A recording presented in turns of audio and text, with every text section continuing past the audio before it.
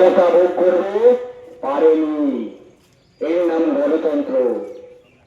2018 আপনার আমার ভোটাধিকারেরা কেড়েছিল কিভাবে? কোদলের বাদ দিয়ে। তৃণমূল বলেছিল কংগ্রেস সিপিএম কে শেষ করে দাও, শেষ হয়ে যাবে। এর মেন শত্রু হচ্ছে কংগ্রেস। 2023 পঞ্চায়েত আমরা মাঝে মাঝে ডেপুটেশন দিতে এসে বলি যে ব্যালট ডাকাতির অফিস, বিডিও অফিস বলি না, ব্যালট ডাকাতির অফিস। কারণ 23-এর পঞ্চায়েতে আমরা দেখেছি এই স্ট্রং রুম থেকে বিডিও যিনি ছিলেন এখানকার, তিনার নেতৃত্বে কিভাবে ব্যালট চুরি হয়েছিল। আমরা সবাই মনে আছে সেটা।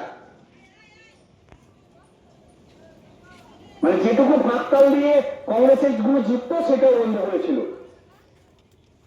সেটা আমরা ভুলিনি। কিন্তু সাধারণ মানুষ যাদেরকে আপনারা জিতাতে চেয়েছিলেন, যাদের চটিচাটা আপনারা ছিলেন, সাধারণ মানুষের ভোটাধিকারের ক্ষমতায় তারা আজকে দৌড়ে বেড়াচ্ছে ডিম খাওয়ার ভয়ে। কিন্তু কংগ্রেসের সেই হারা মেম্বার গুলো আজকেও আপনার গেটের কাছে মানুষের দাবি নিয়ে বসে আছে। এটাই কংগ্রেসের সঙ্গে অন্যান্য দলের পার্থক্য। কংগ্রেস সাধারণ মানুষের দাবিতে পথে এনেছে। আমরা চাই